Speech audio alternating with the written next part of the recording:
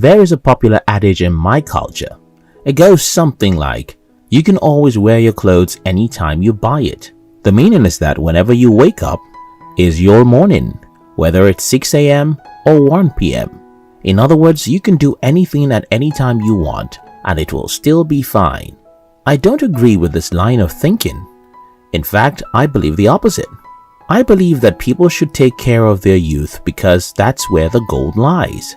I've seen people struggling so hard to do in their 40s what I did as play when I was in my 20s.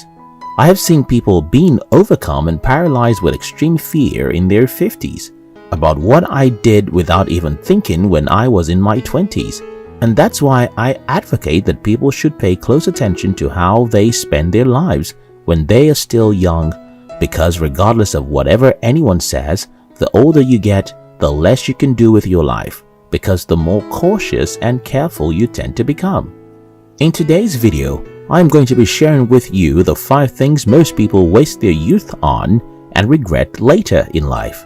If you're new here, consider subscribing so you won't miss other interesting videos like this. 1. What other people would say.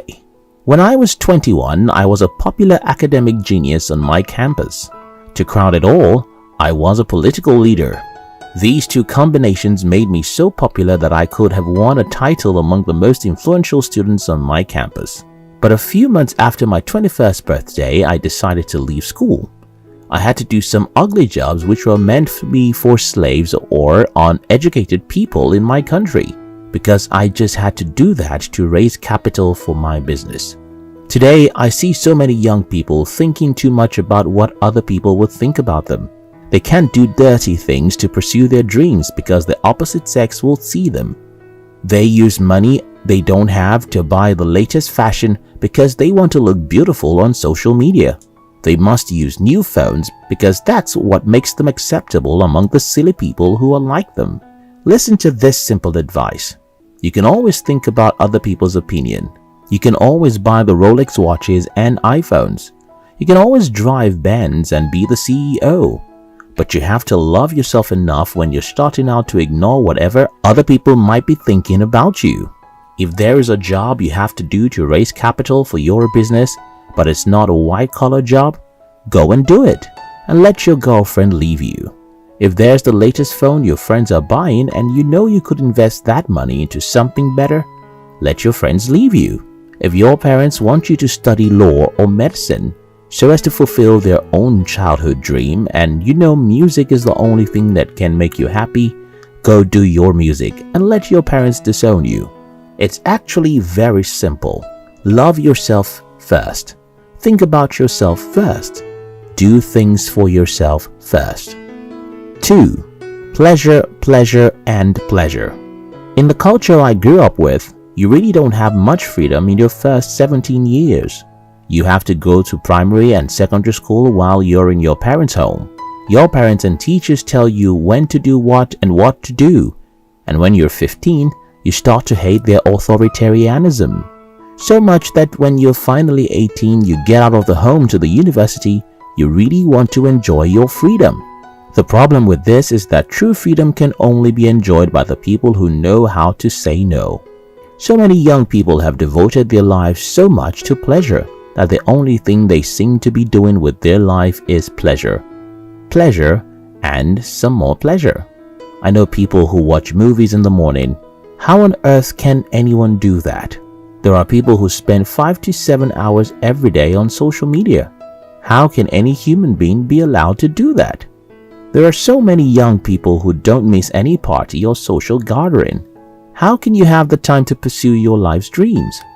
For anyone going somewhere worthwhile, entertainment is something you do to relax, so that your brain can do a better job next time when you get to do your life's work.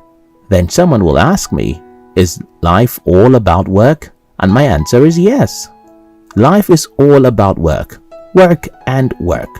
Your primary duty is to figure out your life's passion so that your work will entertain you. If you need 5 hours of entertainment to remain alive, you don't have a life. 3. School without education. Most people I know who are university graduates are not educated. That may be due to the poor educational system in my country, and I guess so many other people all over the world simply don't get education out of school. They simply get degrees.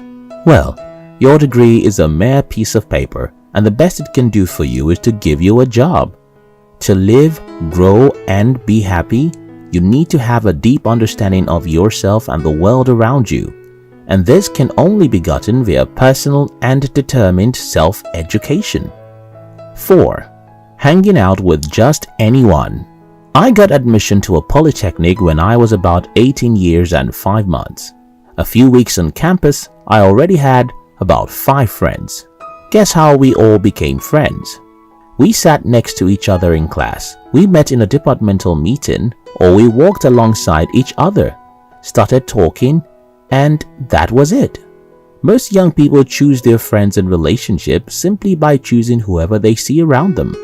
The problem about this is that most people in the world are average. So if you choose the guy next to you, there's a good chance he's just one average guy without dreams or aspirations. And as the saying goes, you're going to end up being the average of the 5 closest people to you. I later learned that my friends had the power to influence my future. So I let go of all my negative friends and started to make friends consciously. I look for positive people who don't make excuses or complain about everything and choose them as my friends. What happens when you do this is that you'll have fewer friends, but there's good news. One ambitious and positive friend is better for your life than 100 negative friends. 5. Planning too much. So many people spend all their 20s dreaming and making plans. Maybe you should stop planning.